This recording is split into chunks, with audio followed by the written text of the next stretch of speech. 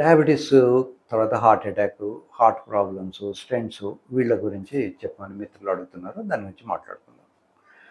Diabetes అనే వ్యాధి చాలామందికి తెలుసు. రక్తంలో బ్లడ్ షుగర్ కంట్రోల్ ఉందా లేదా చూసుకుంటారు. కానీ వ్యాధి రక్తంలో ఉండదు. డయాబెటిస్ వ్యాధి ఉన్న వ్యక్తి కనుక తన బ్లడ్ డొనేట్ చేస్తే తీసుకున్న అతనికి షుగర్ వ్యాధి రాదు. అదే జాండీస్ ఉన్న వ్యక్తి కానీ, హెచ్ఐవి ఉన్న వ్యక్తి కానీ డొనేట్ చేస్తే రిసీవర్కు ఆ వ్యాధులు వచ్చే అవకాశం ఉంటుంది.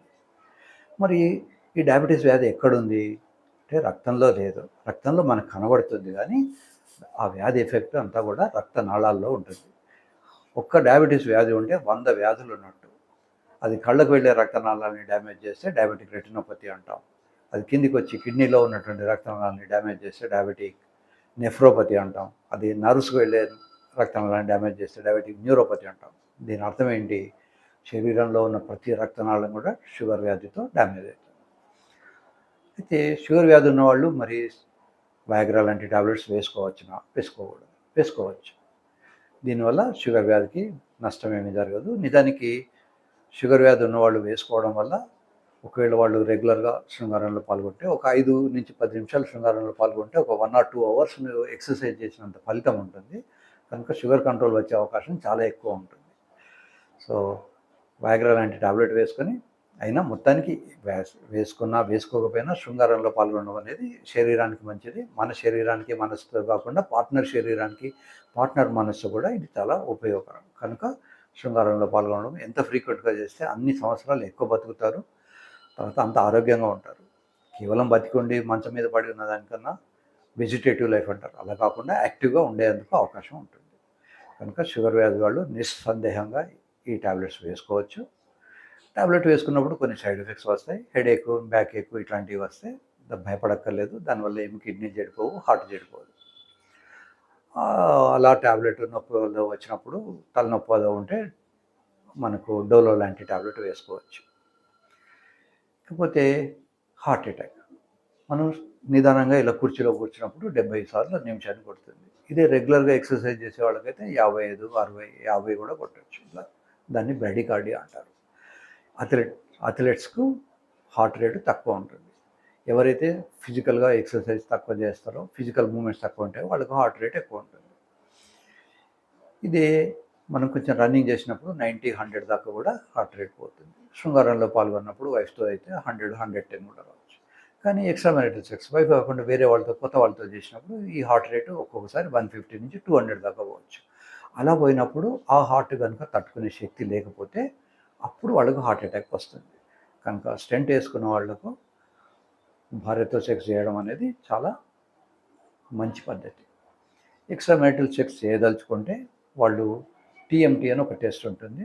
అది ట్రెడ్మిల్ మీద వాళ్ళు ఎక్సర్సైజ్ చేసి వాళ్ళ హార్ట్ రేట్ పెంచుకొని దాన్ని తట్టుకుంటుందా లేదా అని డాక్టర్ గారు చూస్తారు.